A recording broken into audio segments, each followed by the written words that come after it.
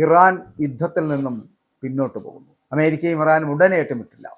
ലോകത്തിനൊരു ആശ്വാസ വാർത്തയാണ്. ട്രംപിന്റെ അന്ത്യശാസനത്തിന് പിന്നാലെ ഇറാന്റെ നിർണായകമായിട്ടുള്ള പ്രതികരണം ഉണ്ടായിരിക്കുന്നു. ഒരാഴ്ചയ്ക്കുള്ളിൽ പരിഹാരമുണ്ടാക്കുമെന്ന് മന്ത്രി പറയുന്നു.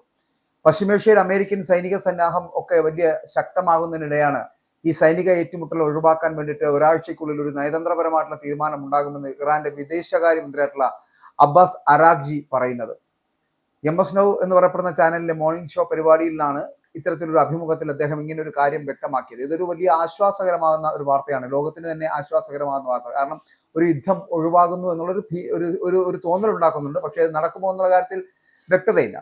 അമേരിക്കൻ വിമാനവാഹിനി കപ്പലുകൾ ഉൾപ്പെടെ മേഖലയിൽ വിന്യസിച്ച സാഹചര്യത്തിൽ യുദ്ധഭീതി നിലനിൽക്കുകയാണ് ഇറാന്റെ ഭാഗത്തു നിന്നുള്ള ഈ നിർണായകമായിട്ടുള്ള ഒരു പ്രതികരണം വന്നിട്ടുള്ളത് എന്നുള്ളതാണ്.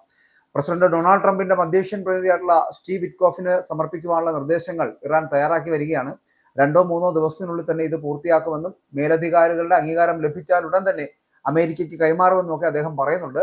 യുറേനിയം സമ്പുഷ്ടീകരണം നിർത്താൻ അമേരിക്ക ആവശ്യപ്പെട്ടിട്ടില്ല എന്നും ഇറാൻ അത് സ്വമേധയാ നിർത്താൻ ഉദ്ദേശിക്കുന്നില്ല എന്നും ഒക്കെയാണ് അരാഗ്ചി വ്യക്തമാക്കിയിരിക്കുന്നത്.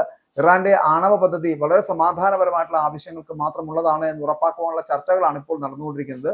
അവർ പറയുന്നത് ഞങ്ങൾ യുദ്ധത്തിനും തയ്യാറാണ്, സമാധാനത്തിനും തയ്യാറാണ് എന്ന് പറഞ്ഞ അരാഗ്ചി ഈ പ്രശ്നത്തിന് സൈനികപരമായിട്ടുള്ള ഒരു പരിഹാരമില്ല എന്നും നയതന്ത്രത്തിലൂടെ മാത്രമേ ശാശ്വതമായിട്ടുള്ള പരിഹാരം സാധ്യമാകൂ എന്നൊക്കെ പറയുന്നുണ്ട്.